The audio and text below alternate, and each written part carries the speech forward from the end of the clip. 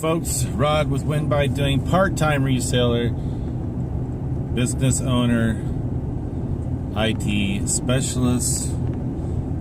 That's me in a nutshell. And today I am not sourcing. I didn't get to source any this weekend outside of the auction that closed on Thursday. I picked up my items on Friday, but lo and behold, I forgot to pick two of them up. As I've been talking about the last few episodes, videos, we are prepping a house that we have inherited, and we are getting ready for somebody to move it in this weekend, or this upcoming week. So we got everything loaded out, moved out. One of the benefits of having box trucks for our ice cream trucks is I don't have to rent trucks to move. We just pull the freezers out of them. Our box trucks, they run anywhere from 20 to, I want to say, 24 feet in length. So the largest one is capable of holding quite a bit of stuff. I've taken 2 loads out of there. So now I'm storing 2 households of stuff between my basement and my garage, our own, and then my father-in-law's estate. Today it's all about painting. We are going to pick out a paint this morning, and then I'm going to go over and start prepping. We pulled up the carpet, or our cat pulled up the carpet in in the dining room, and found out that it did have hardwood floors. So right now I'm leaving the carpet down in the rest of the house, just so we can go without worrying about as much prep. It's an older house, so all the trim, the baseboards are painted, so I'm just going to paint right over that.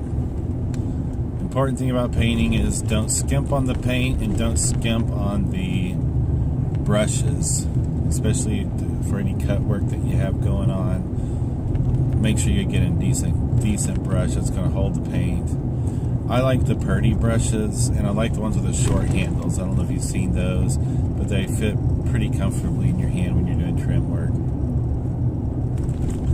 There's other brands out there as well, and you want to make sure, when you're buying your brushes, give it a little tug. Make sure that the bristles aren't going to easily fall out.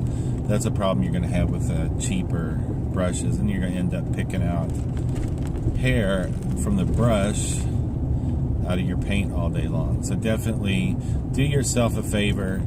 You think you're going to save a dime by buying cheap brushes, cheap paint, but you'll find out that it really isn't a money saver if you go with that cheaper stuff. You're either going to have to spend more time doing multiple coats, or you're going to be picking hairs out of the paint all day long. So I definitely do suggest, that's something I learned a long time ago. I've done quite a bit of painting. Don't skimp on your paint and brushes just to think you're saving a dime, because you'll find out that you end up spending more time and sometimes more money when you have to end up buying more paint because it didn't cover the walls the way you thought they were. So I'm planning on getting the entire interior of the house painted today, the upstairs at a minimum, and then we'll work on the downstairs. There's not a lot I'm going to do to the basement. It is paneling on, I would say, a quarter of it. I'm just leaving the paneling there. Even though it is a blast from the past, it's still in good condition, and it's a renter, so I'm not overly worried about it. The other walls look pretty nice. There was one wall in the basement that does need to be painted, and because there's other going around the corner painted the same color, I'm just going to paint everything that was painted that color again, and we're just going with an off-white color, just a super neutral. But that's the plan for today. And then I started listing a lot of the Christmas Village accessories, different brands, So Christmas stuff is starting to sell. I also had some autumn figures as well. They're just so little figures that you might put in your Christmas village. I know everybody knows somebody that either collects or likes to display the Christmas villages during the holiday seasons. But the fall ones, I just sold a lot of those. These things I picked up in a lot this past spring, and I've just been sitting on them for a while. I probably got over 100 Christmas village, buildings, churches, general stores, houses, you name it. I probably got it. They're the ones that light up. Those I'm typically, letting go for, around $15. And the accessories, I had a whole box of those, and I am going, just about missed my turn. I'm listing those anywhere from $4.99 to $12.99, depending on what they are. And I've got less than $1 in these. If you average everything out and just said, okay, I'm gonna put a blanket average price on it, I probably got 50 cents in each item. Would I ever buy them again? That's a tough call. It's one of those things where, I'm gonna end up ahead, but they're gonna be sitting for a while.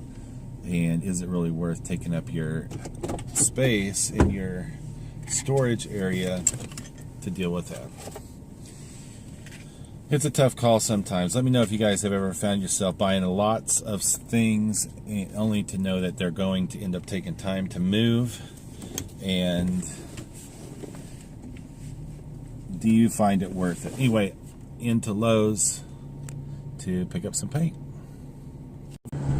Well, as you can see out there in the distance, it is hazier than it has been the last last week when I was explaining the air quality, or earlier this week, I guess you should say, however you want to look at it.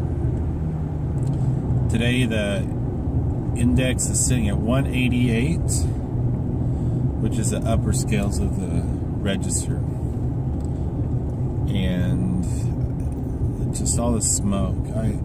I found out the reason that I double checked it was because I could tell definitely. Granted, I'm an overweight old man.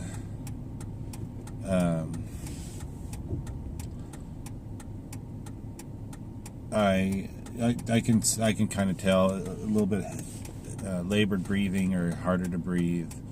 So anyway, I'm going to get gas and we're going to be off to paint.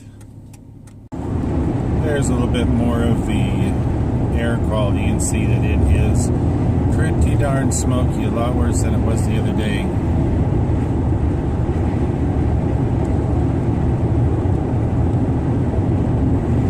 Okay, well, today I got quite a bit of painting done. We still have the kitchen, we have the bedroom to finish up. I have to do all the cut-in work on in there. I did finish the dining room and living room. My video on my GoPro, my battery died on it, but just an update. By the time we got done, we are now in hazardous conditions with the air quality. We're sitting at a 327 currently where I'm at here. Once I get over to Coeur d'Alene, I think we're going to get a little bit further away from the smoke, and it drops down to very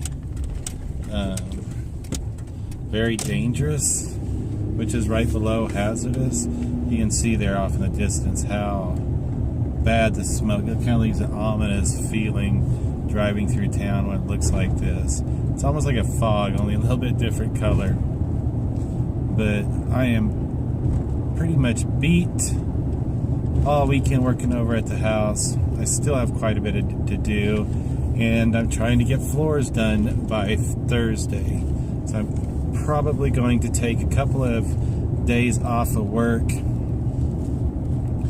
Right now we're going home. Kat's already on the way with Izzy too. They're picking up dinner on the way home. Jiggle, jiggle. And we're gonna eat. I have 8 packages to pack to ship in the morning, and I'm probably going to list. And I'm probably going to list a few more of those Lemax, whatever, Christmas figurines. They're not, like I said earlier, they're not a ton of money, but if I sell enough of them, I'll definitely be making a return on the investment. And again, it's one of those things, I don't know if I will do again, but you know, you never know until those deals pop up.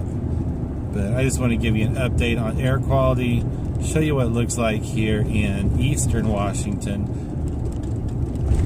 I'm not sure how it's going to look when I get back over to Coeur d'Alene, North Idaho.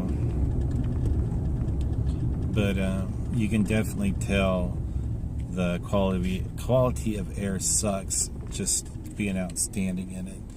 So, yeah, that is it. Talk to you later.